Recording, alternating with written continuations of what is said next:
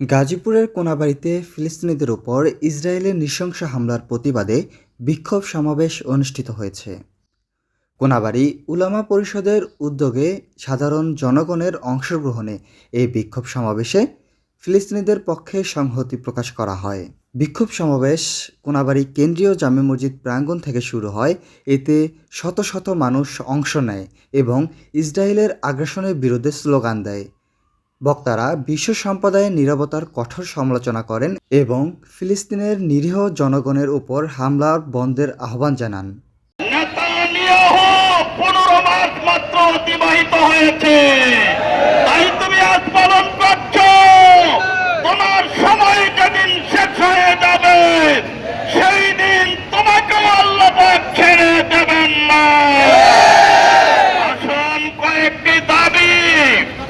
নম্বর 1, যুদ্ধ বিরতি চুক্তি লঙ্ঘন করে বেসামরিক লোকজনের উপর গণহত্যার দায়ে নেতানিয়াহুকে আন্তর্জাতিক আদালতের মাধ্যমে গ্রেফতার করতে হবে। নম্বর 2, নিজেদের স্বার্থকে ত্যাগ করে বিশ্বের 57টা রাষ্ট্রের মুসলমানদেরকে ঐক্যবদ্ধ হয়ে ইসরায়েলের বিরুদ্ধে প্রতিরোধ করে তুলতে হবে। আমাদের ফিলিস্তিনি ভাইদের উপর যেভাবে ন্যাক্কারজনক আক্রমণ করেছে, এই ন্যাক্কারজনক আক্রমণের তীব্র নিন্দা জানানোর জন্য সারা বাংলাদেশের আনাচে কানাচে আমাদের দুর্গ এবং প্রতিরোধ চলতেছে। এজন্য আমাদের আর সময় নেই, আমাদের এখন সময় হয়ে গেছে হাতে অস্ত্র নিয়ে পৃথিবীর যে প্রান্তেই যারা কুলাঙ্গাররা মাথা গোলাচ্ছে তাদের মাথাগুলো আমরা ভেঙে দেব। ফিলিস্তিনকে বাঁচাইতে আমাদের প্রত্যেকটা মুসলমানদের ঈমানের দাবি, তাদের পাশে আমাদের সর্বশেষ শক্তি দিয়ে দাঁড়াইতে হবে। আমরা প্রত্যেকেই আমাদের জায়গা থেকে আমরা ফিলিস্তিনের পক্ষে আমাদের সর্বশেষ সীমানী শক্তির পক্ষে দিব। আমরা হয়তোবা অস্ত্র ধরে যুদ্ধ করার সুযোগ হবে না, কিন্তু আমরা দুইটি ভাবে যুদ্ধ করতে পারি। নাম্বার 1, মুসলিমদের পক্ষে দাঁড়াতে পারি। নাম্বার 2, যারা অত্যাচার করছে, যারা অত্যাচারী তাদের বিরুদ্ধে দাঁড়াতে পারি। আমরা কিভাবে মুসলিমদের পক্ষে দাঁড়াতে পারি?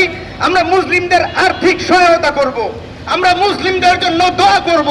আর যারা অত্যাচারী আছে, যারা যেভাবে তারা অস্ত্র সংগ্রহ করছে, এই পথকে আমাদের রুখে দিতে হবে। তাদেরকে আমাদের আর্থিকভাবে দুর্বল করে দিতে হবে। আমাদের ব্যক্তি পর্যায়ে প্রত্যেকটা প্রতিষ্ঠানে তাদের পণ্যকে বয়কট করতে হবে।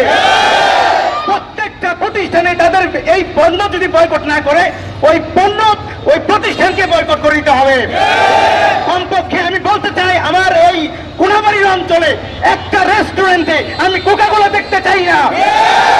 আমাদের আলেম সমাজ কোকাকোলা দেখতে চাই না।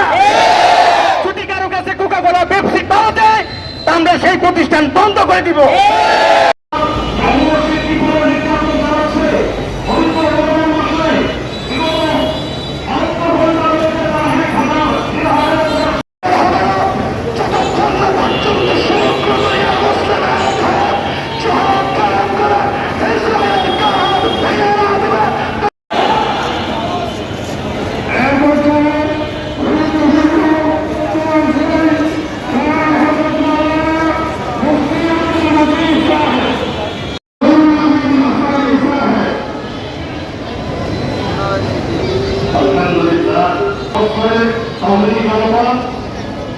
আমরা সেই জন্য এখানে বিক্ষোভ কর্মসূচিতে অংশগ্রহণ করেছি।